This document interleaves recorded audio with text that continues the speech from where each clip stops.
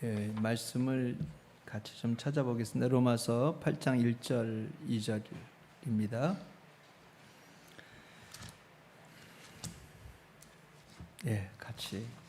같이 읽겠습니다. 그러므로 이제 그리스도 예수 안에 있는 자에게는 결코 정죄함이 없나니 이는 그리스도 예수 안에 있는 생명의 성령의 법이 죄와 사망의 법에서 너를 해박하였습니다. 아멘. 옛날에 들은 얘기인데요. 돼지 키우시는 분이 돼지가 새끼를 낳으면 이제 돼지 젖꼭지를 물려줘야 되는데 새끼들을요. 어미의 그 젖꼭지를 물려줘야 되는데 처음에 잘 물려줘야 된다고 합니다. 그러니까 이제 젖이 잘 나오는 젖이 있고 잘 안 나오는 젖이 있는데 새끼가 그 젖꼭지를 딱 물면 계속해서 그것만 이렇게 물게 된다는 거예요. 그래서 그거를 잘 물려줘야지 새끼들이 잘 큰다고 해요. 이제 그러면서 제가 이제 우리가 말씀도 한번 이렇게 먹은 꿀은 익숙한 말씀을 계속 사람들이 찾는 것 같아요. 그런데 이제 성경에 보면 이 똑같은 성경 말씀이지만 이 말씀도 마치 젖꼭지가 다르듯이 통로가 다르다는 것을 말씀하고 있어요. 그래서 이제 우리 요한복음 그 1장 17절에 보니까요. 찾으실 수 있는 분들은 빨리 찾으시면 좋고요. 제가 읽어드릴게요.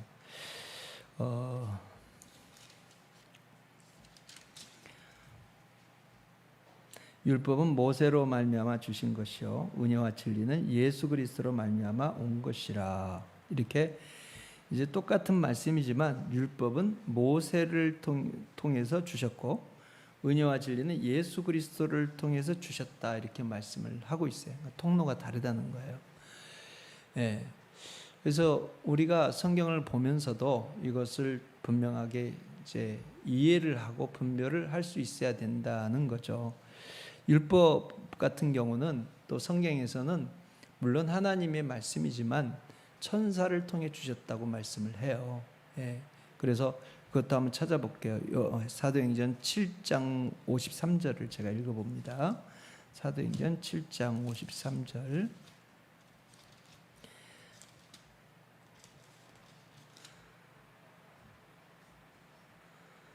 너희는 천사가 전한 율법을 받고도 지키지 아니하였도다 하니라. 그래서 천사가 전한 율법이다 이렇게 표현을 했어요. 그래서 구약에 있는 선지자의 예언들이나 아니면 율법이나 이 모든 것들이 사실은 하나님이 직접 주신 하나님 아버지의 말씀이라기보단 천사를 통해서 주셨다고 말씀을 해요. 자, 그리고 또 역할이 달라요. 율법의 역할은 이제 로마서에 보니까 정죄하는 역할이에요. 그러니까 이 죄를 분명하게 죄가 있는 사람은 확실하게 죄인이라는 걸 결정하는, 확고하게 하는 그런 역할을 하는 것이 율법의 역할이라는 거예요. 그러니까 율법은 사람을 살리고 구원하는 역할이 아니고 사람을 정죄하고 형벌에 이르게 하는, 죽음에 이르게 하는 역할이에요. 그러니까 율법 아래에 있으면 구원을 받을 수 없는 겁니다. 그래서 지금도 우리가 똑같이 단에서 선포되는 말씀이지만 이것이 나를 살려야 되는 말씀이 돼야 되는데 반대로 그 말씀이 우리를 죽일 수도 있다는 거예요. 그래서 이제 이거를 말하기를 율법을 죽게 하는 법이다 이렇게 말씀을 해요. 고린도후서 3장 6절에 보면 한번 볼까요? 고린도후서 3장 6절.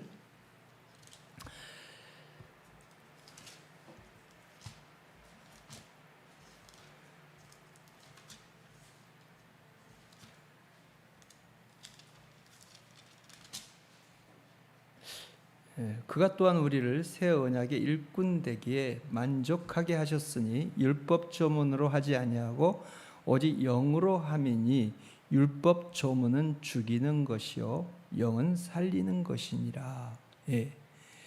그래서 여러분 구별을 해야 되겠죠. 똑같은 말씀이지만 그것이 나를 죽이는 말씀이 될 수 있다는 거죠.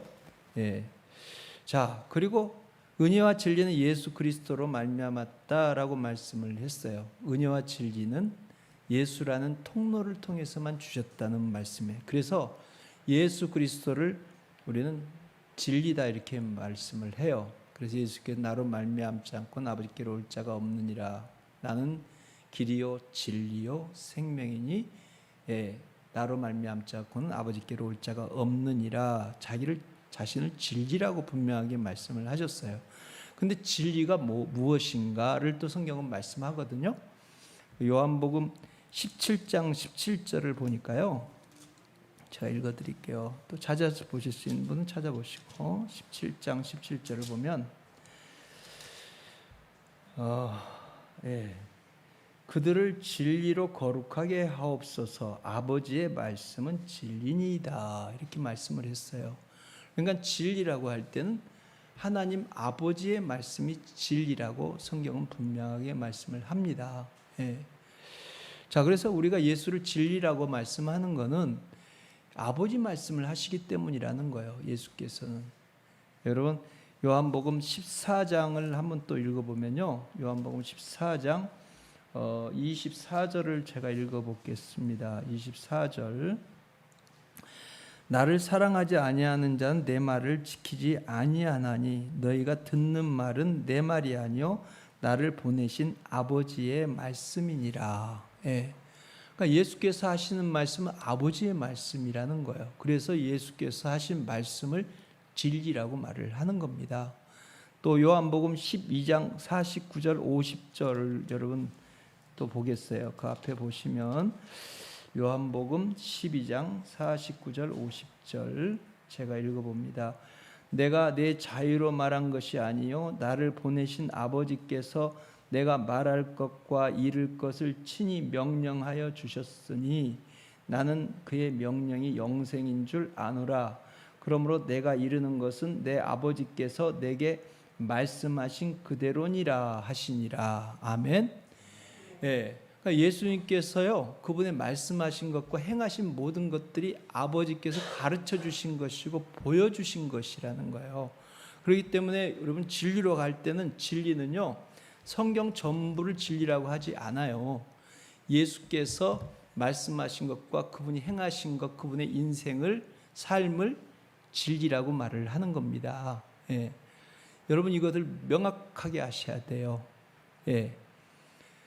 그래서 이 진리를 우리가 어떻게 소유하고 어떻게 가질 수 있는가도 성경은 말씀을 하고 있어요. 요한복음 16장을 볼게요. 16장 13절을 한번 보겠습니다.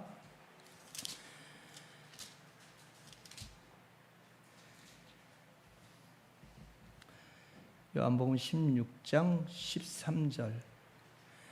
그러나 진리의 성령이 오시면 그가 너희를 모든 진리 가운데로 인도하시리니 그가 스스로 말하지 않고 오직 들은 것을 말하며 장래일을 너희에게 알리시리라. 아멘. 진리의 성령이 오시면 그가 너희를 모든 진리 가운데로 인도하시리니 라고 말씀했어요. 여러분 진리는요 반드시 성령이 인도해 주셔서 우리가 진리 가운데로 이룰 수 있다는 거예요. 다르게 말하면 성령으로 하지 않으면 진리 가운데로 이룰 수 없다는 거예요. 예수를 만나는 거예요. 여러분 성령으로 하지 않고는 예수를 주시라 할 수 없다는 말씀이 그런 의미예요. 고린도후서 13장이 5절인가요? 거기 보면은 성령으로 하지 않고는 예수를 주시라고 할 수 없다. 이 말씀이거든요. 그러니까는 우리가 성령이 적용시키시는 것이 진리를 만나고 진리로 살게 하시고 하는 모든 것들을 하시는 역할을 하시는 분이 성령이시라는 거예요. 자, 그래서 우리가 그 오늘 본문하고도 이제 연결이 조금 됩니다. 오늘 본문에 보면 생명의 성령의 법이 이렇게 말씀을 했어요. 근데 여러분 생명의 성령의 법 할 때 이 생명과 성령의 법은 뭘까?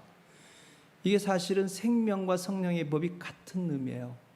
여기서 말하는 생명은 여러분 뭐라고 말을 생각을 하세요? 여기서 말하는 생명은요 예수 생명입니다. 여러분 생명을 아셔야 돼.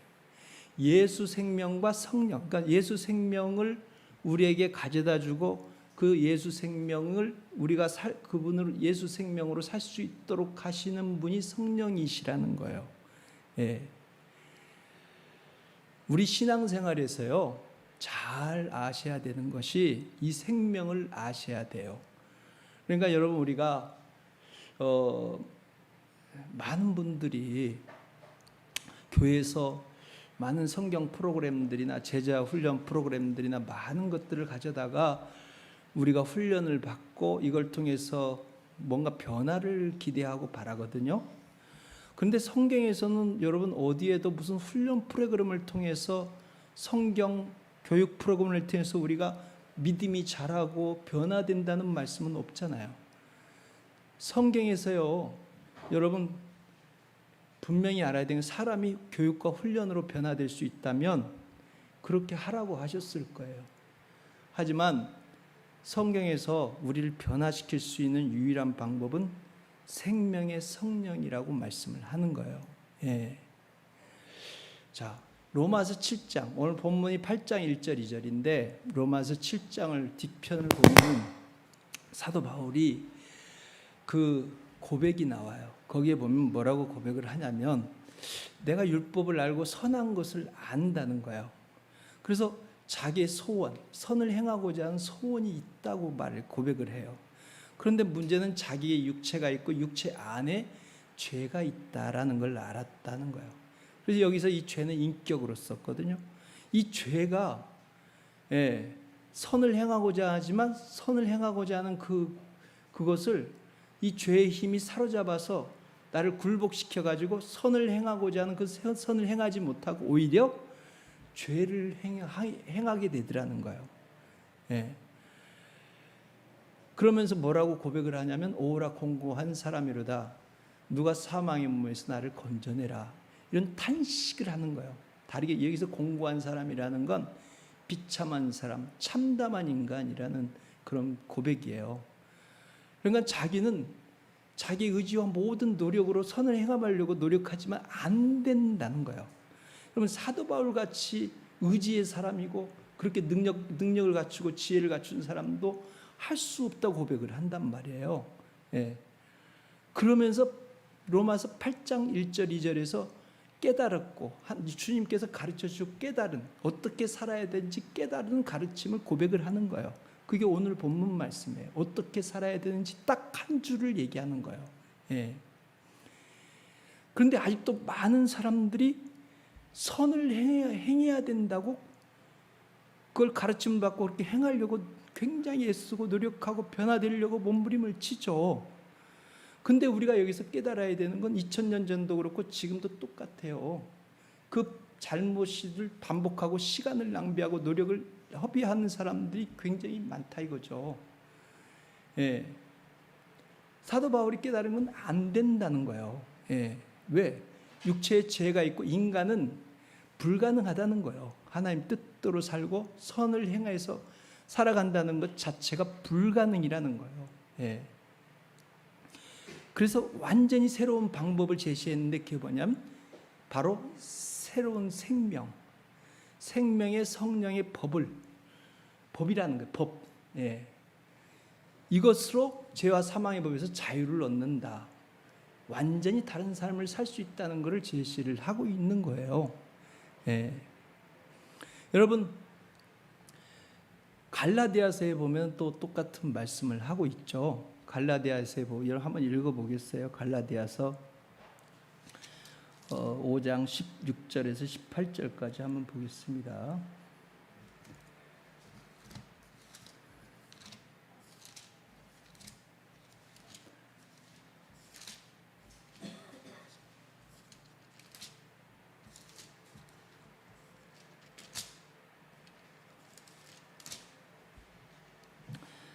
거기를 읽어보겠습니다.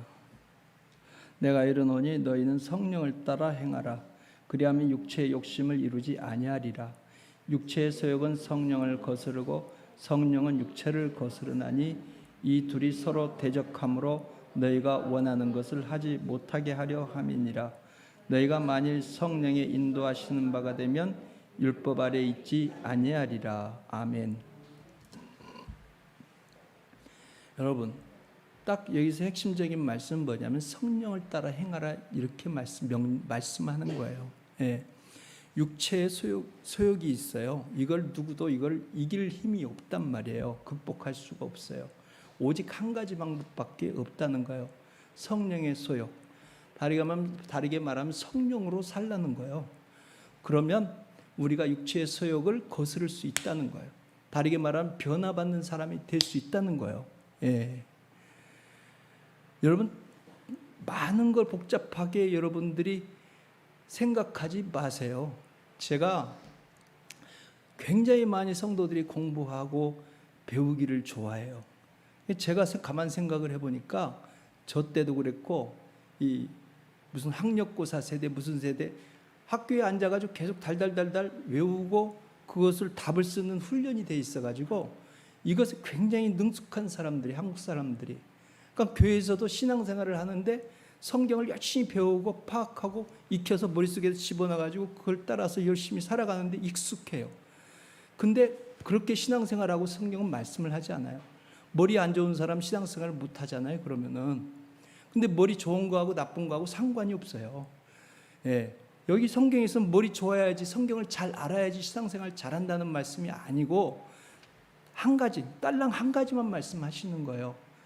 성령을 따라 살아라. 그러면 다 된다는 거예요. 사람이 완전히 바뀔 수 있다는 거예요. 그걸 어디에서 우리가 볼 수 있어요? 사도행전 보면 알 수 있어요.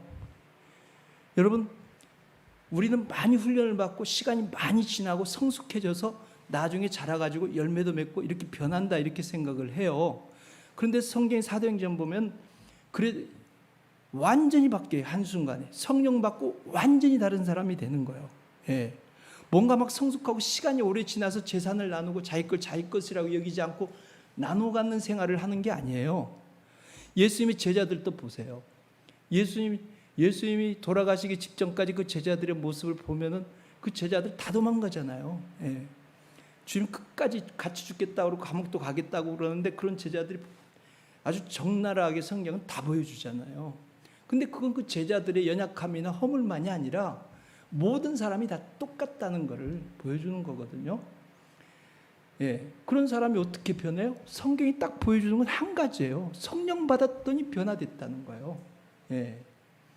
성령 받아서 성령으로 사니까 완전히 다른 사람이 됐다는 걸 성경은 얘기를 해주는 거예요. 예. 죄를 이기는 것은 열심과 노력과 인격과 사람의 방법이 아니라는 거예요. 오직 성령으로만 된다는 거예요.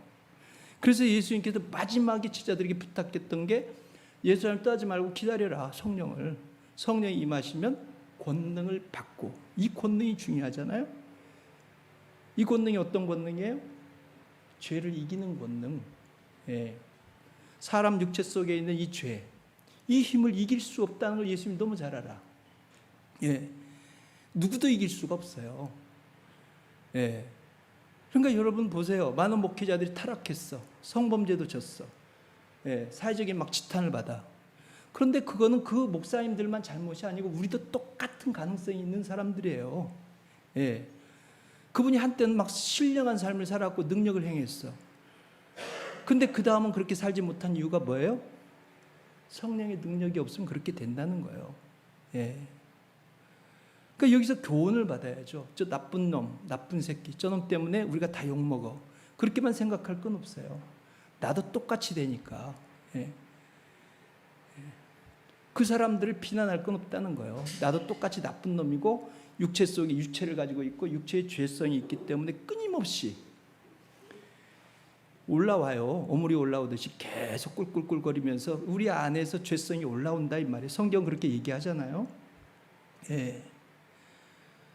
그래서 우리가 이제 한국교회도 많은 성도들이 옛날에는 그랬는데 지금은 이제 퇴락기야, 시대가 그래서 그래. 뭐 어쩔 수 없어. 그러면서 그냥 자포자기 하거든요. 한데 지금도요, 이 시대를 얘기를 한다고 하면은 사도행전의 연장선에 있어요. 사도행전을 성령행전이라고 하잖아요. 그러니까 지금도 동일하게 그 시간의 연장이고 성령이 동일하게 지금도 운행하고 계시고 일을 하고 있는 거예요. 예. 그런데 많은 성도들이 왜 이렇게 됐어요?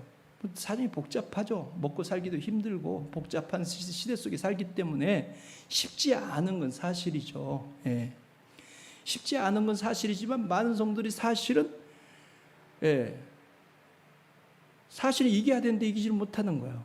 예. 경제 문제 때문에, 쉽게 말하면 돈 때문에 거기 묶여 있는 거잖아요. 염려, 걱정, 근심, 두려움. 거기에 묶여 있는 거예요. 묶여 있다는 건 뭐예요? 종이라는 거잖아요. 근데 성경에서는 자유, 오늘 말씀에서 생명의 성령의 법이 죄와 사망에 의해서 너를 해방하였느냐 이렇게 말씀을 하잖아요. 예. 또 요한복음 잘 아시는 것처럼 8장 31절 32절에 보면은 내 말이 거하면 참 내 제자가 되고 진리를 알진 진리가 너희를 자유케 하리라. 근데 여기서 내 말이 거하면 어떻게 거해요? 그것도 성령이거든요. 결국은 성령으로만 자유를 할 수 있다는 거예요. 예. 예. 그런데 사실은 다른 문제가 아니에요. 사도행전에 어떻게 시작됐는지를 보세요. 거기 보면 다 해답이 있는 거예요. 거기를 다시 돌아가야 되는 거예요. 성령의 임재와 성령의 충만함을 받았을 때 그들이 어떻게 변화되는지 보여주고 있잖아요. 예. 그러니까 지금도 사실은 한국교회가 그동안에 굉장히 열심히 양육도 했고 열심히 가르쳤고 목회자들 정말 열심히 살아요. 성도들도 정말 믿으려고 열심히 하고 열정이 넘치고 노력했어요. 근데 저는 제가 뭐 대단한 사람은 아니지만 제가 평범하고 부족한 목회자지만 제가 볼 때 핵심을 저는 놓쳤다고 생각을 해요. 예. 열심히 공부하고 성경을 달달달달 외우는 게 아니라 뭐를 해야 돼요? 성령을 쫓아 행하라고 말씀하신 그걸 놓쳤다고 저는 확신합니다. 예. 처음에 그들이 변화됐을 때 그거를 우리가 회복을 해야 돼요. 다시 우리에게 성령 충만함을 회복하면요, 다시 성령이 임재하시고 우리 교회 가운데 나의 삶 가운데 성령의 충만함이 회복되면 성경에 나와 있는 변화가 우리에게 나에게도 일어나는 거예요. 이건 분명합니다. 예. 근데 많은 사람들이 문제를 붙잡더라고요. 예. 돈 문제, 가정 문제, 자녀 문제, 복잡한 문제들을 붙잡고 날려가려고 그래. 아니, 성경에서 해결책은 딱 한 가지예요. 예. 그 능력, 그걸 해결할 수 있는 능력은 바깥에 있는 게 아니라 내 안에 성령이 있다는 거예요. 성령이 임하시면 권능을 받고 그랬잖아요. 그 권능으로 해결된다는 거예요. 예. 완전히 자유를 얻게 된다는 거예요. 여기서 말하는 자유는 사실은 마음대로 하는 자유가 아니에요. 예. 죄에서 자유고 저주에서 자유고 그리고 하나님을 섬기는 자유예요. 예. 예수님의 제자들이 사도행전 보면 성령 받고 그 제자들이 어떻게 살았는지 보여주잖아요. 사도 바울은 루스드라에서 핍박하는 자들이 와가지고 돌을 쳐가지고 죽은 줄 알았어요. 의식을 잃었나 보죠. 근데 다시 일어났는데 도망가는 게 아니라 다시 들어가. 자기를 돌로 치는 자들이 있는 그곳에 다시 들어가요. 예. 주님을 섬기고 복음을 전하는 일에는 고난이 따르느니라. 이렇게 얘기하고 또 들어가요. 아, 이건 당연한 거야. 완전히 고난의 자유를 하잖아요. 사도 바울이 본래 배짱이 좋고 그렇게 고난을 즐기는 사람이라서 그런 게 아니고 성령이 능력 주셔서 그 사람이 그렇게 살았다는 거예요. 자유한 자로. 예. 우리도 사도 바울을 보면서 아, 성령의 충만함을 얻으면 나도 자유할 수 있구나라는 소망을 갖는 거죠. 예. 성경에 보면 이렇게 사는 게 성령 충만한 자들, 성도들의 삶이라는 걸 보여주고 지금도 우리가 바라봐야 될 거는 우리가 붙잡아야 될 거는 다른 게 아니라 성령이 충만한 겁니다. 예수 생명으로 사는 거예요. 아멘. 예수 생명이란 예수님이잖아요. 쉽게 말하면 예수 생명이 내 안에 들어와서요.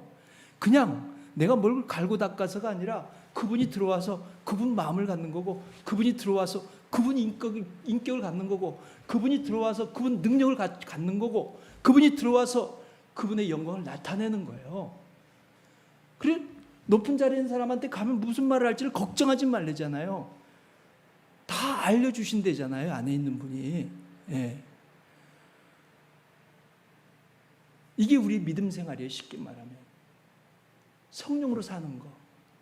지금도 그분이 우리 살아계시다, 오지나 오늘의 영원토록 동일하시다라고 히브리 13장 8절에 있는 말씀을 믿잖아요. 지금도 동일하다는 거예요. 성령에서는 지금도 그분은 우리 안에 계셔서 그분이 우리 안에서 자기를 나타내고 싶어 하신다는 거예요.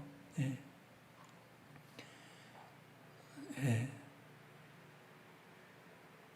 정말 이거를 우리 성도들이, 우리 교회가 믿고 성령을 쫓아서 행하기로 결심한다면 어떤 일이 벌어질까? 예, 엄청난 기대를 해볼 수 있잖아요. 막 너무 황홀한 거예요. 막. 그런 것들을 생각을 하면. 예. 그래서 초대교회 사람들이 했던 거는요, 그들이 사도들이 가르침을 받아 교제하며 떡을 떼며 기도하기를 전혀 힘쓰니라. 예. 기도 시간을 좀 더 늘리세요. 그리고 성령 임하신 오순절 다락방에 그들이 성경에 보면은 열흘 동안 그들이 기다리잖아요. 성령을 기다리라고 하셨으니까.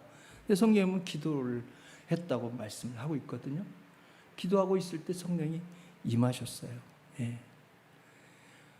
꼭 기도할 때만 성령이 임하는 건 아니죠. 예. 말마다 성전에 모이기를 힘썼다고 그렇게 성경에 말씀하거든요.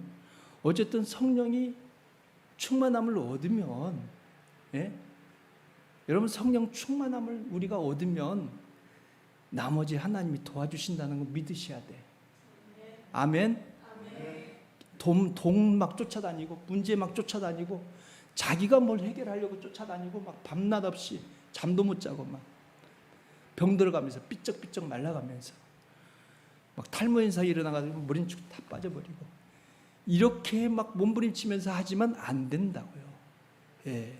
이런 방법이 잘못됐다 이 말이에요. 예. 우리가 아니라, 내가 아니라 나에게 오셔서 능력 주신 그분, 예. 새 생명, 예수 생명으로 살라고 말씀하시는 거예요. 그게 어렵지 않잖아요. 그렇죠? 예. 그런데 그것을 한 번으로 끝나는 게 아니라 매일매일이라고 성경 말씀하거든요. 오늘 은혜 받고 오늘 내가 충만하지만 오늘 한 번 받았다고 끝이 아니에요. 내일 또 충만함을 받아야 되는 거예요. 사도 바울이 난 날마다 죽노라 이렇게 고백을 합니다. 저는 제가 생각을 해볼 때 제가 교회를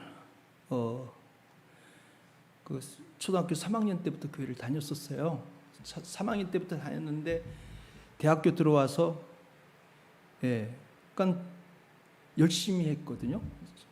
열심히 교회를 다녔어요. 열심히 교회를 다녔는데 친구가 대학에 딱 들어와서 여름에 만났는데 친구가 공주사대를 그 친구 갖고 나는 이제 이쪽으로 와서 공부를 하고 만났는데 첫 마디가 뭐냐면 예수님이 너를 위해서 죽으신 거 너 믿어? 물어보더라고요. 그래서 그래 믿지. 그랬는데 속에서 거짓말이래요. 그러니까 3일 동안 막 괴롭더라고요. 속이. 내가 10년을 교회를 다녔네. 거짓말로 내가 교회를 다녔네. 기도를 많이 했는데 완전히 사기쳤네. 마음이 막 괴로워서 그 주일날이었어요. 상가대에 앉아서 찬양을 하고 끝난 다음에 지하실에 기도실이 있는데 기도실에 내려가는 거예요. 근데 생전 처음 하나님 앞에 기도하러 간다는 생각이 딱 들더라고요. 무릎을 딱 꿇었는데 하나님이 두 가지 현상을 보여줬어요. 하나는 나를 보여줬어요. 은하철도 999의 철이처럼 조그만데 완전히 시커멓게 망토 시커먼 모자 쓴 것처럼 다 시커매요. 100%. 그리고 두 번째는 예수님 모습을 십자가에 달린 모습이었는데 피 흘리시고 십자가에 달려 계셨는데 거룩하시더라고요. 그래서 그 다음은 내가 주님 앞에 갔어요. 주님 내려오세요. 거긴 내가 달려야 됩니다. 그랬더니 주님이 내가 달리지 않으면 네가 살 수 없다 그러시더라고요. 그 순간에 계산이 딱 되는 거예요. 그분이 나를 위해서 죽으셨는데 나하고 그분의 생명의 가치가 최소 100배는 넘을 것 같아. 그래서 내가 100번 죽었다가 100번 주님을 위해서 살아도 그분이 주신 은혜를 갚을 수 없다는 결론이 나와요. 내가 다음에 고백한 거는 주님 무엇을 하라고 하든 주님이 시키시는 대로 살겠습니다. 어색했어요. 굉장히 어색한데 하여튼 그 고백밖에 할 게 없었어요. 그리고 나서 완전히 이제 삶이 바뀌었고, 이제 대학에 들어왔는데 이 공부를 하면서 내가 평생을 살아갈 생각을 하니까 전혀 마음이 없어요. 오직 주님을 위해서 어떻게 살아야 될까? 이것밖에 없는 거예요. 그래서 이제 목사가 돼야 되려나? 그러고 생각하고 이제 교회 청년부 수원 북부교회 청년부 회장님이신데 회장하셨던 분인데 그분한테 내가 물어봤어요. 나 목사를 하고 싶은데 어떻게 생각해 형? 목사 아무나 되는 거 아니야. 잘못하면 지옥 가고 제일 밑바닥 가는 거야. 그래요? 그래서 망설이고 기도를 했어요. 하나님, 내가 그럼 군대를 좀 갈 테니까 군대에 가서 말씀 전하는 사람을 날 세워주시면 내가 하나님이 나를 목회자로 부른 증거로 내가 받겠다고. 그러고는 군대를 갔어요. 군대를 갔는데 거기에서 이제 하나님, 제가 다른 것만 너무 기니까 이거 하고 우크라이나 얘기를 하고 마칠게요. 군대를 가서 이제 가면은 이제 상병이 더블백이라고 있잖아요. 그거를 이제 거꾸로 이제 풀어요. 그런데 이제 성경 암송 카드 뚝 떨어지고 작은 성경 떨어지고 큰 성경이 뚝 떨어지니까 그 사람이 환자 왔네 그러니까 시커먼 사람이 오더라고요. 내 옆에 딱 앉더니 나 부고인데 왕고는 일주일 있다가 제대할 거야 그러더라고요. 내가 다 도와줄게. 내가 중대 군종이래요. 중대 군종인데 내가 교회 가는 걸 도와줄게. 고마운지는 잘 모르겠어요. 왜? 근데 하여튼간 그래서 다음 날인가 아마 주일이었을 거예요. 주일날 예배를 드리고 오는데 그분이 새벽 예배 하지 않을래? 그러시더라고요. 그래서 이제 그렇게 뭐 썩 내키는 건 아니었어요. 그런데 하자 그러니까 그랬는데 그때부터 상황판이라고 있어요. 보초 쓴 사람들이 상황판을 보는데 그 상황판이 제일 첫 번째에다가 나를 새벽 4시에 정이병 깨울 것 이렇게 써놨어요. 그때부터 이제 새벽 4시면 저를 깨우거든요. 새벽 4시에 깨우는데 군인들이 제일 부족한 게 3가지가 있는데 하나는 먹는 거 부족하고 잠이 부족하고 추운 거예요. 따뜻하지만 추운 거. 그런데 잠이 부족한데 4시에 다른 사람들 7시에 깨는데 전 4시 깨우면 제가 3시간을 못 자잖아요. 그런데 하여튼간 뭐 깨우는데 어떡해요. 그래서 이제 일어났는데 온다고 하는데 그분은 안 온 거예요. 그리고 그때부터 매일 나를 깨우는 거예요. 막 너무 힘들죠. 그래서 이제 군대 가기 전에 새벽 기도를 안 가본 사람이 군대에 가서 새벽 기도를 매일 하는 거예요. 그것 때문에. 그러면서 이제 심지어는 이제 그 보병들이 제일 힘든 게 행군이에요. 막 20km 행군하고 오면 완전히 뭐 파김치가 돼가지고요. 잠이 들면은요 못 깨웁니다. 들었다 놔도 이렇게 던져도 거기서도 잘 거예요. 그런데 그때도 저를 깨우는 거예요. 눈이 안 떠지더라고요. 근데 교회로 가는데 좀 언덕배이거든요. 막 기어갔어요. 가다가 팍 가서 뭐가 막 나를 부딪혔는데 보니까 벽이야. 그리고 교회 가가지고 앉아가지고요 자다가 돌아오고. 근데 그게 이제 몇 개월 되니까 소문이 쫙 났어요. 정의병은 새벽 기도 한다더라. 그래서 소문이 나가지고 완전히 교회 미친 사람으로 소문이 나서 하나님이 저를 이제 기도를 그렇게 처음부터 막 주구장창 시키신 거예요. 그래가지고 나중에 이제 거기 군대 대대군종이 있었는데 이제 고신 측 그 신학교를 다니셨던 분이셔요. 그분이 이제 뭐 장차 목회하실 분인데 그분이 새벽 기도를 한 번도 안 오시더라고요. 근데 저를 굉장히 존경스러워해요. 새벽 기도한다는 것 때문에. 그래서 그분이 저를 자기가 사수고 자기 부사수, 자기 제대하면 네가 여기 대대군종해, 저를 점 찍어 놓은 거예요. 그래가지고 그래서 이제 군종사병이 돼서 제가 처음으로 이제 오피라고 그래서 대대장님한테 이제 신고하러 올라갔어요. 그때 이제 대대장님을 만났는데 그 대대장님이 그 국방 지금 장관 하셨던 김관진 국방장관님이셔요. 올라갔는데 그분이 바로 직전에 예수를 믿었다는 거예요. 예.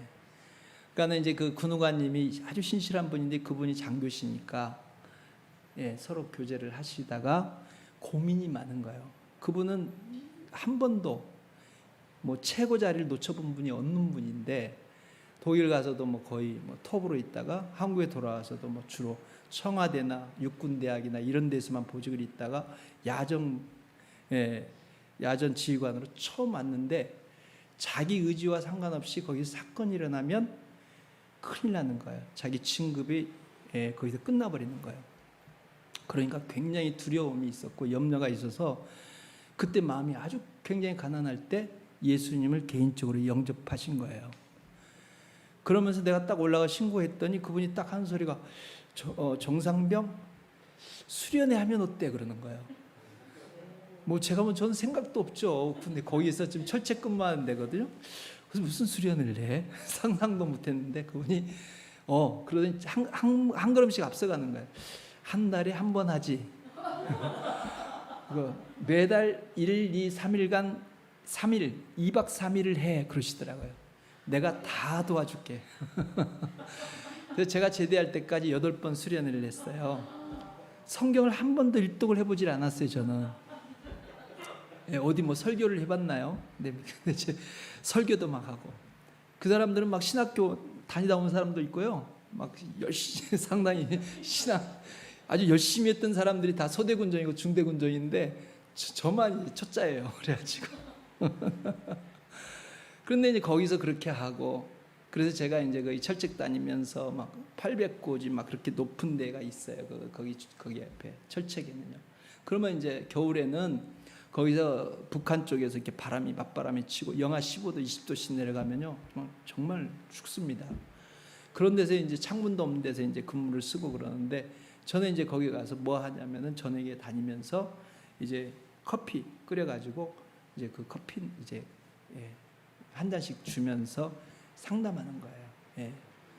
그러면 이제 속에 있는 얘기를 하는 거예요. 막 눈물을 툭 닭똥 같은 눈물을 막 흘리면서 애인이 보고 싶다고 막 속에 있는 얘기를 막 하는 거예요. 그러면 이제 막 기도해주고, 그래서 마음이 열려가지고 많이들 예수를 영접했어요.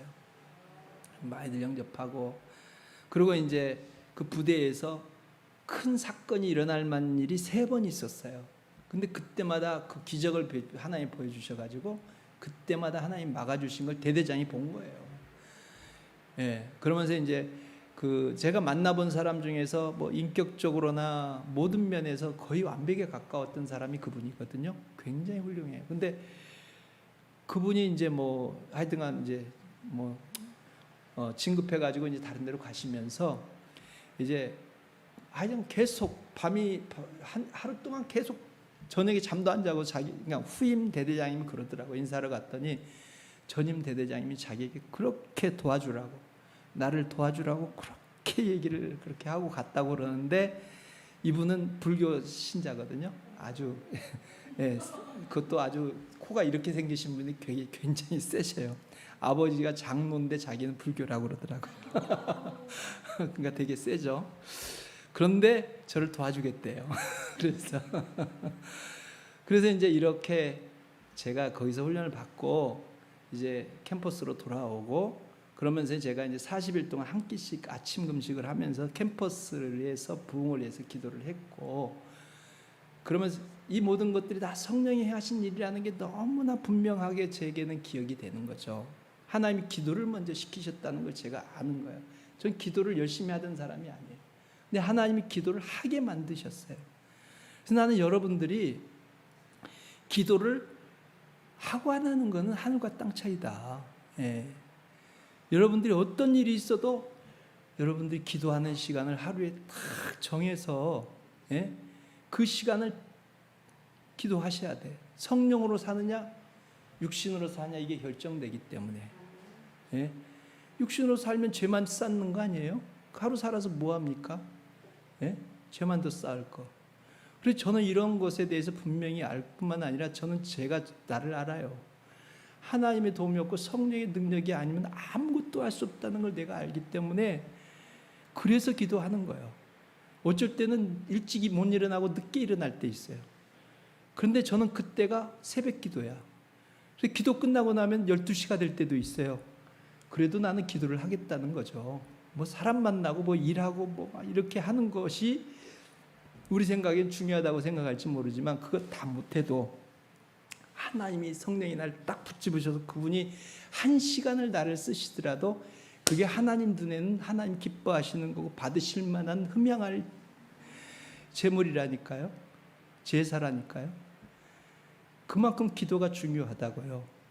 저는요 지금도 그거 하나 다른 건 몰라도 그거 하나는 어디를 가든지 간에 그거 하나는 끝까지 붙잡는 거예요. 옛날에 예비군 훈련을 가니까는 틈이 없어요. 그래서 소리를 낼 수도 없고 어디 기도할 장소도 없고 그래서 옆에 앉아가지고 나와서 뻥하니 앉아가지고 3시간 동안 기도를 노트 하나 가지고 거기다가 노트에다 박박 계속 썼어요. 그렇게라도 해야 돼. 그래서 나는 여러분들에게 기도해야 된다. 그래야지 성령이 일을 하시고 성령의 충만함을 얻고 성령의 사람이 돼서 예수께서 일을 해야 되잖아요. 여러분이 알잖아요. 뻔하잖아요. 나도 마찬가지고 뭘 해요. 무슨 열매를 맺냐고요. 무슨 귀신이 다 붙잡고 있고 마귀가 붙잡고 있고 영적인 세력이 장악하고 있는데 우리가 무슨 힘으로 그들을 쫓아내서 영혼들을 죽게 인도하냐고요. 그분이 쫓아내고 그분이 능력을 나타내고 그분이 강한 권능을 나타내셔서 그들을 쫓아내야지 영혼들이 변화되는 거예요. 그 원리를 여러분 그걸 아셔야죠. 내가 못한다는 걸 안다면 회개가 뭔데요? 죄인이라는 거잖아요. 죄인이라는 게 뭔데요? 난 마귀 자식이고 아무것도 못하고 죄 노예라는 걸 고백하는 거예요. 이게 회개야. 진짜 회개한 사람은 겸손하게 되는 거예요. 다르게 말하면 나는 아무것도 못합니다. 아무것도 못한다고 고백하는 사람은 기도하는 사람이에요. 왜 기도해? 아무것도 못하니까. 능력도 없고 지혜도 없고 재능도 없으니까. 그러니까 하나님이 그분의 능력, 그분이 도와줘야 돼. 그분의 지혜 주셔야지 내가 뭘 하지. 이게 겸손이라고요. 회개한 사람과 겸손한 사람은 똑같은 겁니다. 그래서 제가 지금까지 그렇게 살아왔고 이번에도 우크라이나에서도 전쟁이 터지고 나고 24일 날 전쟁이 일어났는데 22일 날 저는 나왔어요. 이제 미국 바이든 대통령이 먼저 전쟁이 일어날 거다 다 비웃더라고요. 미친 노망 났다고 전쟁이 무슨 전쟁이냐고 막 그러더라고요. 그래서 이제 한국에서도 이제 그걸 받아들여 가지고 한국 교민들은 다 나오라고 이제 명령이 떨어지니까 갈 수밖에 없었어요. 그랬더니 교인들한테 되게 미안하더라고요. 혼자 더 막 나오는 것 같고 막 그래가지고 근데 교인들은 아이 목사님 전쟁 안 나요. 뭐 갔다가 빨리 돌아오세요. 뭐 그러고 그랬는데 24일 날 전쟁이 딱 터지고 이제 하리코프에도 막 포탄이 터지고 막 그 러시아 군대가 아주 가깝거든요. 러시아 국경에서 40km쯤 돼 하리코프가.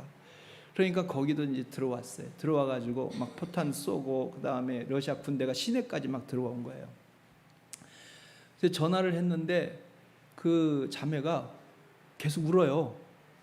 막 포탄이 떠지고 우리는 그냥 뉴스에서만 들으니까 모르지만 현장에 있던 사람들은요, 정말 무서운 거예요. 충격을 받고 그러니까 막 두려움에 사로잡혀가지고 계속 눈물을 멈출 수가 없대요. 나도 목사님 나도 못하겠어요. 눈물을 멈추고 싶은데 못해요. 그래서 제가 그러면은 방법은 딱 하나밖에 없다. 근데 그 자매가 성령도 받고 방언도 말하고 했는데 방언 기도하자고 기도 시간 가지면 되게 기도도 잘 못당찮은 그 얼굴로 기도도 열심히 안 했거든요. 내가 너 방언할 줄 알잖아. 그러니까 계속 언제까지가 없어. 계속 기도해. 계속 언제까지?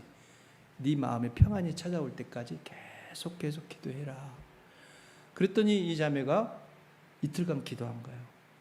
그러고 나서 제가 전화를 했더니 이 자매가 간증을 하는데 계속 기도했더니 마음이 평안해졌대요. 그래서 앉아서 성경을 찾아서 딱 읽으려고 성경을 읽다가 요한복음 10장에 그 예수께서 인자가 온 것은 생명을 주려 하고 더 풍성히 주려 함이니라 이 말씀 있잖아요. 이 말씀 딱 있는데 하나님의 사랑이 확 부어져가지고 모든 두려움이 완전히 없어지고 마음에 막 기쁨이 생기고 모든 게 다 잘 될 것 같다는 막 믿음이 생기더라는 거예요. 그래가지고 목사님 나 이제 어떻게 하면 좋아요?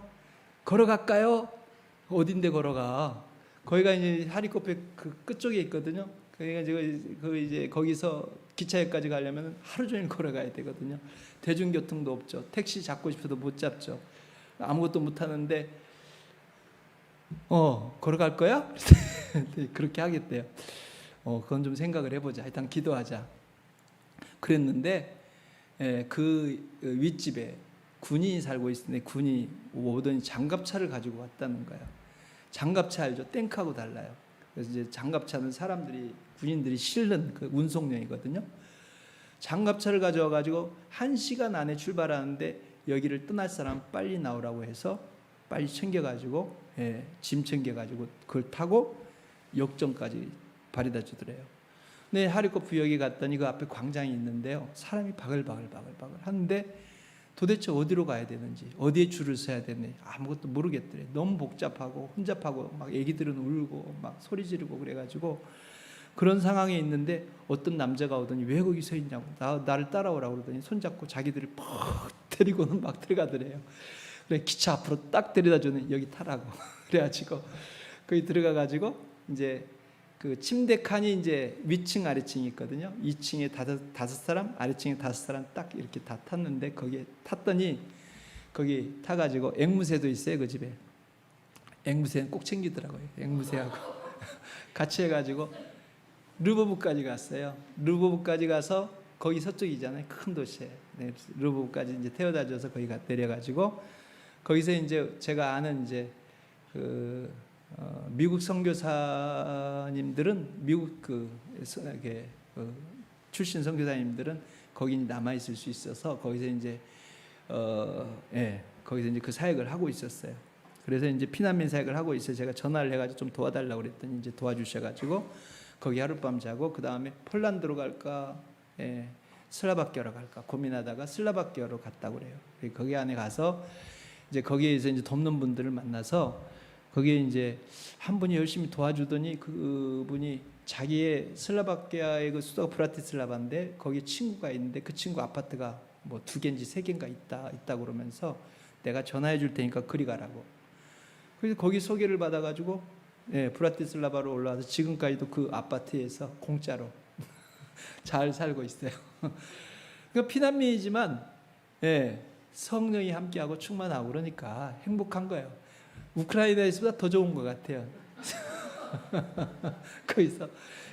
거기서 이제 그 슬라바키아 현지 교회를 이제 다니고 있죠. 거기에 이제 현지 교회를 다니면서 거기서 섬기고 있는데 그래서 제가 이제 그쪽으로 가서 우크라이나 사람들을 좀 섬기는 사역을 해야 되겠다 그래가지고 이제 거기를 간 거예요. 가서 이제 저도 우크라이나 교회, 슬라바키아 교회를 다니면서 거기 슬라바키아 현지 교회에서 이제 여러 가정들을 우크라이나 가정들을 돕고 있어요. 근데 이제 뭘 돕냐면 제일 필요한 게 이제 집이잖아요. 살 집을 이제 그 렌트비를 대줘요. 그러니까 다 도와줄 수는 없고 이제 자기들이 어쨌든 선택된 사람들만 이렇게 해가지고 도와주는데 그 중에는 믿는 사람들도 있지만 안 믿는 사람 가정도 몇 가정이 있거든요. 그래서 이제 그 사람들 중심으로 이제 우크라이나 사람들이 많이 와 있긴 한데 그 사람들 일일이 어디 있는지 찾아다니면서 그 사람들을 막 만나기가 쉽지도 않고, 그래서 길거리에서 만나서 뭐 이렇게 전도는 가끔 하지만은 또 이렇게 돕기가 쉽지가 않아서 일단 거기에 와 있는 그 우크라이나 사람들 중심으로 해서 그 사람들을 이제 돕고 있는 거예요. 지금 그 사람들 돕고 있는데 내가 아파트를 찾아가지고 얻어서 이제 딱 들어갔더니 바로 옆집에 우크라이나 남자가 살고 있는 거예요. 근데 우크라이나 그 남자가 본래 우크라이나에서는 남자들이 젊은 남자들이 이렇게 못 나가게 막았어요. 계엄령을 내리고 남자들은 다 못 나가게 막았는데 그 사람은 그 전쟁이 터질 때, 나는 이제 그 사람이 영어를 아주 잘해요. 이제 캐나다, 우크라이나에 그 캐나다 선교사님 통역을 하고 이제 섬겼던 분인데, 거기서 섬기다가 그 성경 번역 선교에 그 자기 동생도 이제 그 연관이 돼 있거든요. 그래서 이제 그루지아 쪽에서 세미나가 있어서 거기서 이제 나가서 섬기고 있다가 전쟁이 터지고 들어올 수가 없어가지고 이리저리 돌다가 그리 온 거죠. 근데 이제 문제는 이분이 이혼을 2번을 했는데, 2번을 하면서 자포자기하고 막 충격을 받아가지고, 뭐 이제 사람이 너무 충격을 받으면은 조금 막 자포자기 하잖아요. 그러면서 뭘 막 이렇게 불어난 거예요. 그래가지고 원래 키도 뭐 2m 80이니까 꽤 크고, 자기 옛날 사진이라고 딱 보여주는데 멋있더라고요. 근데 이제 그러면서 살이 막 불어나가지고 130kg로 막 늘어나고, 혈압에다가 막 그 당뇨, 그다음 어지럼증, 무슨 뭐 관절 막 온 군데가 다 아파요. 그런데 이제 거기 있으면서 자기 첫 번째 부인하고 딸이 이제 같이 나와서 거기서 만났는데, 내가 딱 가서 그 첫 부인하고 딸이 다시 돌아간다고 해서 돌아가 버렸어요. 그러니까 또 낙심이 돼가지고 이 사람이 집에 누워 있는 거예요. 그런데 이제 바로 그 사람 옆집에 내가 이사를 갔으니까, 그러니까 이제 거기서 내가 성경 공부하고 예배드리고 그러니까 이제 참석하게 되고, 하나님이 딱 붙여주신 거예요. 그러니까 거기서 이제 그 사람 은혜 받고 또 뭐 예배 같이 드리고 기도하고 그러면서 이 사람이 살아나가지고, 이제 그 사람이 목사님 전도 안 하세요? 그래서 해야 돼요? 어떻게 해야 돼? 어떻게 해야 돼요? 전도지 만들어야죠. 그래요? 그래야 될까요? 그러죠 뭐. 전도지 만들어 가지고 이제 같이 전도를 하러 다니고, 이제 하나님이 또 옆에 바로 동역할 사람을 붙여주시고, 그렇게 해가지고 같이 만나서 전도하러 다니고 그렇게 하게 됐죠. 근데 이제 거기서 우크라이나 사람들, 피난민들이 굉장히 좀 열악해요. 쉽게 말하면 이제 그쪽 유럽 쪽에서 나름대로 도와주겠다고 하고 도와주지만, 여러 가지로 이제 힘든 게 많죠. 이제 거기 생활을 해보니까, 첫 번째는 한 사람당 그 슬라바키아는 68유로씩 줘요, 매달마다. 근데 제가 생활을 해보니까 200유로는 필요하겠더라고요. 그러니까 이제 돈이 항상 부족하고 먹을 것도 부족하고, 그런데다가 이제 좀 아프기라도 하면, 근데 이 사람들이 다 아프더라고요. 보니까 안 아픈 사람이 없어요. 왜 그러냐면, 일단은 뭐 우크라이나 사람들을 만나기도 쉽지가 않아요. 그냥 가족하고 맨날 일주일 동안 맨날 서로 쳐다보고만 있는 거예요. 또 슬라바키아어를 써야 되고, 또 직장을 얻어야지 좀 경제 생활을 조금이라도 좀 넉넉하게 살 수 있는데, 슬라바키아어를 배워야 되잖아요. 근데 간지 얼마 안 됐는데 어떻게 뭐 하냐고요. 그러니까 직장도 얻기 어렵죠. 그다음에 이제 나라에서 뭐 교통비는 이렇게 공짜로 다닐 수 있도록 해줬는데, 올 2월 달에 다 끊어버렸어요. 그러니까 이제 이것도 돈이 없으니까 어렵고. 그래서 또 자식이 있으면 자식 학교 보내야 되는데, 학교에서도 적응을 잘 못하는 자식이 있고, 제가 아는 분, 우리 몸이 참석하는 분 중에는 그 청소년이 있거든요. 근데 이제 여기저기 옮겨 다니는, 적응이 안 되니까. 근데 얼마나 고민이겠어요. 또 이제 그 율리아라는 자매는 이제 희귀병처럼 좀 그 심리적인 병이에요. 막 어느 날 갑자기 막 무지무지 아파가지고 막 죽을 것 같아가지고 앰뷸런스 불러가지고 병원에 갑니까? 뭐 나타나질 않는 병 증상이. 그래서 이제 그것도, 그런데 이제 지금 처음에는 좀 도와줬는데, 지금은 이제 다 돈 받으려고 하잖아요. 그러니까 뭐 약을 좀 타고 싶다 그러면 의사한테 가라. 근데 의사한테 찾아가니까 의사는 안 만나준다는 거로, 의사를 못 만나요. 그래가지고 이제 그런 딱한 사정들이 많아요. 그래서 제가 그러지 말고 돈이 있어야지 병원 의사 만나서 치료받잖아요. 근데 돈이 없잖아요. 그럼 어떻게 해야 될까요? 하나님이 있잖아요. 하나님이 의사시라고 성경에 말씀했는데, 기도합시다. 기도 받을래요? 예. 그래서 이제 기도 받고, 그러니까는 이제 어쩔 수 없이 딱한 처지, 의지할 데도 없고 붙잡을 데도 없고 그런 상황이니까 하나님 앞에 매달리고 하나님 의지하게 되더라고요. 그래서 이제 믿음들이 생기고 그래요. 어쨌든 간에 지금 우크라이나 사정이 그렇고 그 다음에 이제 거기에 지금 계신 분들은 대부분 다 전쟁이 지금 일어나고 있는 지역에서 오신 분들이거든요. 그러다 보니까 전쟁이 끝난다고 해도 돌아간다고 할 때 암담한 거예요. 왜냐하면 다 지금 잿더미 돼가지고 무슨 기관시설도 없지. 집에 가봐야 집은 혹시 안 무너졌다 해도 사람이 살려면 여러 가지가 필요하잖아요. 근데 가서 돌아가서 살 수 있을까? 퀘션 마크가 있는 거예요. 근데 지금 여기에서 살자니 슬라바키아를 잘 하지도 못하고 안정된 직장도 없는데 여기서 어떻게 살아갈까? 답이 없는 거예요. 그 사람들이 지금. 그러니까 다들 고민이 많죠. 그래서 이제 제가 이 사람들을 성경 공부한다고 이제 모여가지고 모으면 오라고 해서 오면 그 사람들을 위해서 해줄 수 있는 거가 뭘까 생각을 해서 음식을 좀 준비해야 되겠다. 저 음식을 사실 저를 위해서 이렇게 해서 먹긴 해도 다른 사람들 이렇게 대접해보진 않았어요. 하지만 어떻게 하겠어요. 그래서 이제 제가 열심히 김밥도 만들어보고 카레도 만들어보고 제가 할 수 있는 거 미역국도 만들어보고 이제 나름 이제 감사한 건 또 이제 브라티슬라바에 그 한국 가게가 있어요. 마가진 가게가 있어서 재료들을 거기서 사다가 해가지고 준비를 해서 이 김밥도 아주 시간이 많이 걸리더라고요. 그래가지고 열심히 준비해가지고 딱 준비해준 맛있다는 거예요.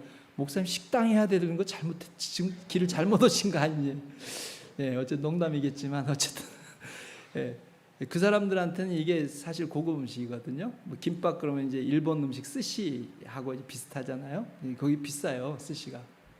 근데 하여튼간 해서 이제 먹고 그 다음에 그분들이 거기선 돈이 부족하니까 뭐 간식을 얼마나 맛있는 거 먹을 수 있겠냐고요. 과일도 맛있는 거 비싼 거 갖다가 좀 준비해서 대접하고 케이크도 갖다가 준비해서 드리고 그 다음 2시간이고 3시간이고 막 자기들끼리 하고 싶은 얘기 못했던 얘기 자기 식구들끼리만 있으면 막 하고 싶어도 막 궁금하고 그래도 막 못했던 얘기들을 막 서로 이제 막 마음껏 얘기하라고 시간을 주면 막 마음껏 제한을 안 둬요. 막 하라고. 전 매일 하는 일 먹을 것 갖다가 뭐 다 떨어지면 갖다 주고 맛있게 먹는 거 그게 이제 그것이 내 목적이에요. 대접하고 끝나고 이제 집에 갈 때쯤 되면 이제 데리고 나가서 우리 산책하러 갑시다. 산책하러 가는 거예요. 가는데 그 사람들이 우크라이나도 그렇고 러시아도 그렇고 꿈이 뭐냐면 유럽에 가서 여행하는 거거든요. 근데 유럽에 왔어. 근데 문제는 뭐예요? 돈이 없어. 그래가지고 다 돈 받잖아요. 미술관이건 박물관이 어디든 돈이 있어야 들어가죠. 그래서 이제 가자 그래서 오늘은 이 미술관, 오늘은 박물관 해가지고 데리고 가서 쭉 보여주고 끝나고 나서 카페에 자기들 멋있는 카페도 많고 말이 분위기 좋은 데도 많은데 들어갈 수가 있나요? 같이 데려가가지고 카페에서 차 마시고 즐겁게 교제하고 그리고 그게 이제 그분들에게 여러 가지로 필요한 것들을 조금이라도 도와줄 수 있는 방법이라고 생각을 해서 거기 가서 영혼들을 섬기고 있는 거예요. 그래서 이제 마음이 열리고 그러면 안 믿던 분들도 해서 말씀을 받고 궁금한 거 질문하면 또 질문 대답도 해주고 그러면서 하나 이렇게 변해가더라고요. 그래서 어떻게 보면은 뭐 많은 열매를 맺고 그러는 건 아니지만 그곳에 있으면서 그들이 가장 아쉬울 때 필요한 거 그분이 정말 누군가 좀 도와줬으면 했을 때 옆에 있으면서 그분들에게 도움이 손길이 될 수 있다는 게 너무 감사한 거예요. 그래서 제가 오기 전에 한 가족이 불신자 가족인데 오랫동안 교회를 안 나오다가 교회를 내가 오기 전에 한국에 들어오기 전에 나온 거예요. 그래가지고 인사를 하는데 딱 인사를 했더니 이분이 아주 그 금목걸이 러시아나 이렇게 우크라이나에 좀 이렇게 그 남자들 좀 센 남자들은요 이 금목걸이 다 하거든요. 이렇게 저렁저렁 두꺼운 금목걸이 딱 하고서 그 다음에 막 빼꾸도 신고 막 이렇게 하고 왔더라고요. 그래서 인사를 딱 하는데 저는 저 루안스크에서 제 밑에 46명이 있었는데요. 제가 지금 완전히 밑바닥이에요. 그 한마디에 그 사람이 처지를 딱 말씀하시더라고요.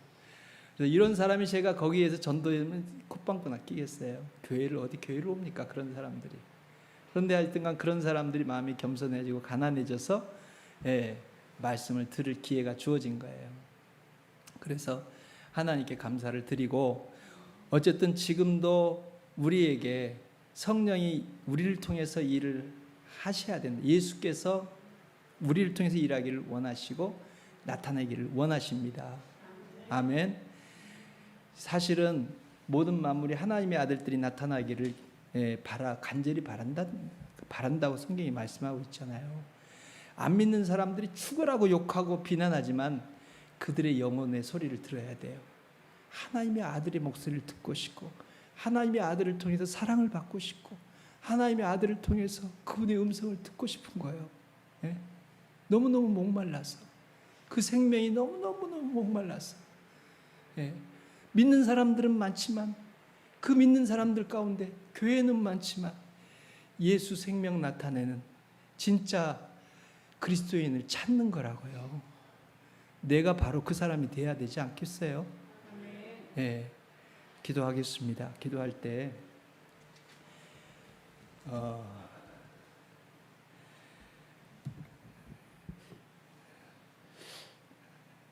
생명을 주님은 주시겠다고 하셨어요.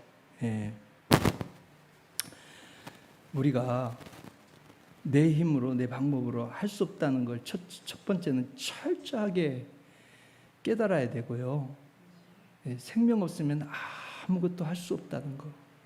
생명이 아니면 아무런, 나도 변화될 수 없고 나도 안 믿는 사람하고 똑같다는 거. 우리가 누구 남을 비난하시면 안 돼요. 아니, 목사가, 집사가, 그게 아니고요. 똑같아요. 상관없어요. 성령이 아니면 똑같습니다. 저 감옥에 가 있는 사람이나 매일 반이에요, 사실은. 그래서 나도 똑같이 될 수 있구나. 그러니까 성령이 아니면 나도 똑같이 될 수 있고, 나도 성령을 의지해야 되겠구나. 끝까지. 그래서 그분이 계셔야 되고 그분이 나타나야 돼요. 예배도 똑같아요. 신령과 진정으로 예배한다? 뭐예요? 성령으로, 예수로 예배해야 된다는 거예요. 그러니까 여러분, 하나님이 받으시는 예배를 드리려면 똑같아요. 생명이 내게 나타나야 돼. 생명으로 예배를 드려야 된다니까요. 그렇게 살게 해달라고 기도하자고요. 그런 사람이 되게 해달라고 기도하고, 선교도, 우리 선교하는 교회인데, 그런 선교하는 교회 곳곳에서 폭발적으로 예수의 생명이 강력한 힘으로 주님이 계셨을 때처럼, 초대교회처럼 성령이 강력한 역사가 일어나기를 소망합니다. 그렇게 되게 해달라고 기도합시다.